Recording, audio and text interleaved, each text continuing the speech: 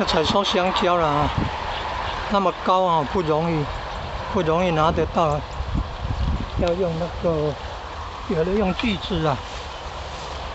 有的用锯子，有的用锯子啊，那这个可以用那个圆锹来挖，不要挖断了，它让它会弯下来就好。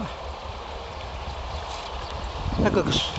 香蕉的这个树茎哦，也还可以用圆锹把它挖碎，放在那个水桶里面，可以做那个酵素液态粉，可以做液态粉。挖一下子，你看，挖一下，然后它这个可以把它拉低以后就可以容易拿得到那个香蕉了。要用那个台糖有机肥，然后